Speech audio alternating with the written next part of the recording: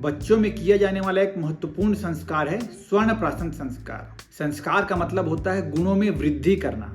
जैसे कि वर्तमान समय में बच्चों के स्वास्थ्य की सुरक्षा को ध्यान में रखते हुए अनेक प्रकार के टीकाकरण कार्यक्रम या फिर इम्यूनाइजेशन शेड्यूल्स चलाए जाते हैं, वैसे ही प्राचीन काल से ही आयुर्वेद में स्वर्ण प्राशन की परंपरा रही है, जिससे कि बच्चे विभिन्न प्रकार के रोगों से तो बचते ही बचते हैं, स्वर्ण प्राशन के लगातार प्रयोग से उनका शारीरिक और मानसिक और बौद्धिक विकास भी बराबर होता रहता था। कुछ दशकों पहले तक आयुर्वेद वापस से थोड़ा सा हाइबरनेशन के स्टेज में चला गया था, उसका उतना डेवलपमेंट नहीं हो पा रहा था, परंतु वर्तमान काल में वापस से बूम कर रहा है आयुर्वेद का क्षेत्र।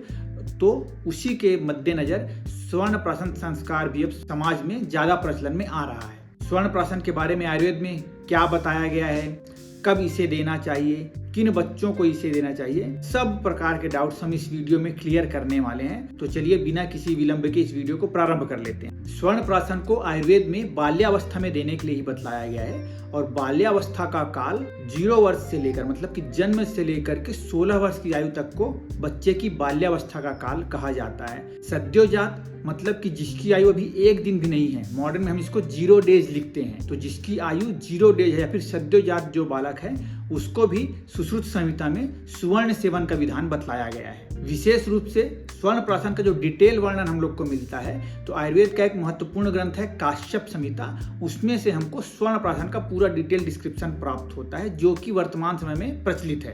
काश्यप संहिता में बहुत सारे चैप्टर्स हैं, उनमें से ये एक चैप्टर का नाम है लेह अध्याय। उसी लेह अध्याय में एक श्लोक मिलता है स्वर्ण प्राशन से रिलेटेड। अब सवाल आता है कि स्वर्ण प्राशन बनता कैसे है, तो मुख्य रूप से इस स्वर्ण प्राशन या फिर सुवर्ण प्राशन में 3 मुख्य घटक होते हैं। एक होता है स्वर्ण, दूसरा होता है घृत, तीसरा होता है माक्षिक या फिर मधु। सबसे पहले हम जानते हैं स्वर्ण के बारे में। शुद्ध स्वर्ण का प्रयोग हम उसी रूप में नहीं कर सकते हैं, इसलिए आयुर्वेद में शुद्ध स्वर्ण को प्रयोग करने के पहले उसके ऊपर अनेक प्रकार के प्रोसेस या फिर आयुर्वेद में हम जिसको संस्कार, जिससे गुणों को बढ़ाने की बात हम करते हैं, तो अनेक प्रकार के स्वर्ण के ऊपर संस्कार किए जाते हैं और शुद्ध स्वर्ण का भस्म बनाया जाता है। उसका प्रयोग फिर हम औषधीय प्रयोग के लिए करते हैं। तो इस प्रकार हम ले लेते हैं शुद्ध स्वर्ण। आयुर्वेद में उसके विभिन्न प्रकार के गुणों का वर्णन करते हुए कहा गया है सुवर्णम शीतलम वृष्यम बल्यम गुरु रसायनम पवित्रम बृंघणम वृष्यम मेधा स्मृति मति प्रदम। स्वर्ण के गुणों का वर्णन किया गया है कि मेधा के ऊपर काम करता मतलब हमारी स्मृति को बढ़ाने वाला है, बुद्धि को बढ़ाने वाला है, बल को बढ़ाने वाला है, पवित्रता लाता है शरीर के अंदर, रसायन कर्म करने वाला है। इस प्रकार के तमाम तरह के उत्कृष्ट गुणों का वर्णन हमें स्वर्ण के अंदर प्राप्त होता है। तो स्वर्ण प्राशन से, क्योंकि इसके अंदर स्वर्ण मिला हुआ है, तो स्वर्ण प्राशन के थ्रू स्वर्ण के गुण हमारे अंदर अंतर्धान हो जाते हैं। दूसरी औषधि हम देखते हैं घृत। घृत के बारे में तो सामान्य रूप से प्रचलित है कि ये बचपन से ही दिया जाता है, तो बालकों के लिए या फिर हमारे मनुष्यों के शरीर के लिए हितकारक होता है। आयुर्वेद में घृत के अनेक प्रकार के गुणों का उल्लेख किया गया है। प्रमुख रूप से अग्नि दीपन का काम करता है, स्मृति को बढ़ाने वाला है, बुद्धि को बढ़ाने वाला है, ऐसे तमाम तरह के गुणों का उल्लेख मिलता है। तो यह भी स्वर्ण प्राशन का एक प्रमुख घटक है। तो इसके थ्रू बहुत सारे हमारे जो वर्तमान समय में डाइजेस्टिव प्रॉब्लम्स होते हैं, खास करके बच्चों को और थोड़े बड़े होते होते उनको ये सब चीज़ें जो होती हैं, तो इन सब में काफ़ी रिलीफ मिलता है। वर्तमान समय में स्वर्ण प्राशन के निर्माण में भी प्रमुखता से 2 प्रकार के घृतों का प्रयोग किया जा रहा है। एक तो शुद्ध घृत का प्रयोग करते हैं जो गोघृत प्रमुखता से लिया जाता है शुद्धता। दूसरी बात, जो संस्कार करके विभिन्न प्रकार के घृत आयुर्वेद में वर्णित हैं, तो अनेक प्रकार के घृत पाक करके उस घृत का प्रयोग फिर स्वर्ण प्राशन निर्माण में करते हैं, जैसे कि ब्राह्मी घृत हो गया, महाकल्याणक घृत हो गया, कल्याणक घृत हो गया, ऐसे तमाम तरह के घृतों का वर्णन है। इनका प्रयोग भी स्वर्ण प्राशन के निर्माण में हम लोग करते हैं। स्वर्ण प्राशन में तीसरी महत्वपूर्ण औषध होती है शहद या फिर माक्षिक या फिर मधु के नाम से इसको जाना जाता है।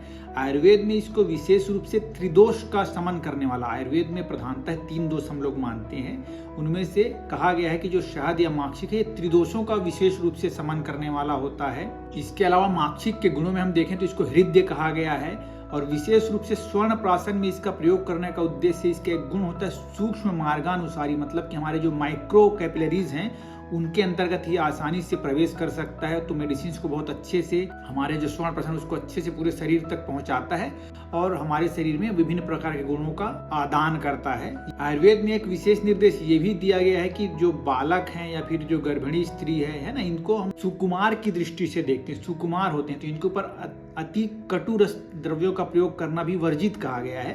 तो जो माक्षिक या मधु है उसकी मधुरता से, मिठास की वजह से बच्चों के लिए इजीली पैलेटेबल हो जाता है। इस कारण भी शहद का प्रयोग यहाँ पे हम स्वर्ण प्राशन के निर्माण में करते हैं और डिसीज के अकॉर्डिंग हम कम ज़्यादा ये सब चीज़ों को करके स्वर्ण प्राशन का निर्माण करते हैं। स्वर्ण प्राशन संस्कार के संबंध में पेरेंट्स के मन में बहुत बड़ा एक मिथ ये होता है कि जो स्वर्ण प्राशन है सर इसको डेली यूज करना है या फिर एक पुष्य नक्षत्र का वर्ड हम लोग को बहुत सुनाई देता है, तो पुष्य नक्षत्र में करना चाहिए या फिर प्रतिदिन इसका प्रयोग करना ज़्यादा हितकारी होता है।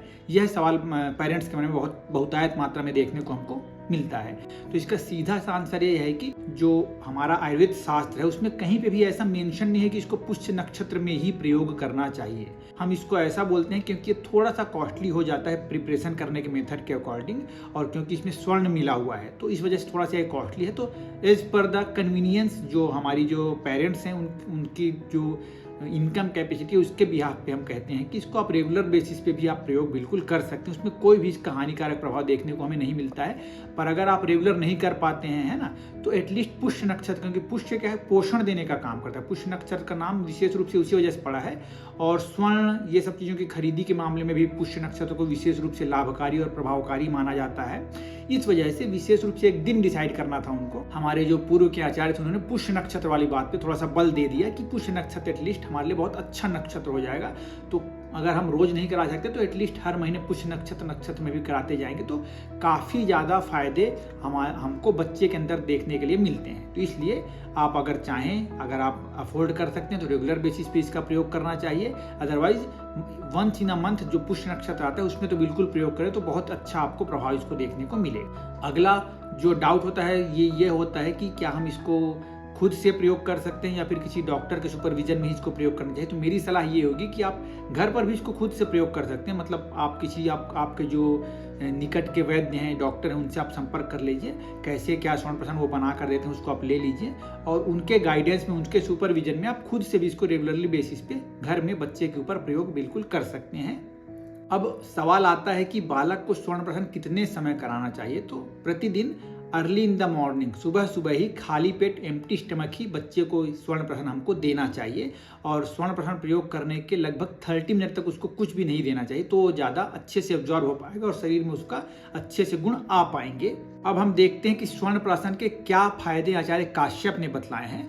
तो आचार्य काश्यप ने काश्यप संहिता की अपनी उन्होंने एक जो बुक लिखी उसके लेह अध्याय चैप्टर में श्लोक लिखते हुए वो कहते हैं कि स्वर्ण प्राशनम ही एतत् मेधा अग्नि बलवर्धनम आयुष्यम मंगलम पुण्यम वृष्यम वर्ण्यम ग्राहापहम मासात परम मेधावी व्याधिभिर्न च दृश्यते षड्भिर्मासाइः श्रुतधरः स्वर्ण प्राशनात् भवेत्। इसका तात्पर्य है कि जो स्वर्ण प्राशन है या फिर सुवर्ण प्राशन है उसके प्रयोग से जो बालक है उसकी मेधा, अग्नि और बल इनकी वृद्धि होती है।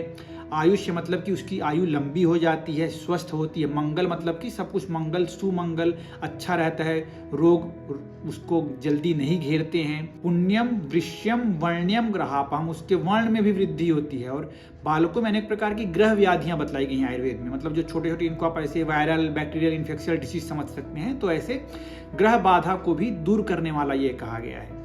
और इसकी क्वालिटी को बतलाते हुए कहा जाता है कि मासात परम मेधावी, मतलब कि यह 1 माह तक अगर हम इसका लगातार सेवन करते हैं तो परम मेधावी मतलब कि बहुत ही कुशाग्र बुद्धि का बालक हो जाता है। व्याधि भी न च दृश्यते, और अनेक प्रकार की बीमारियों से भी फिर ये बचने लगता है, उनसे दूर रहता है।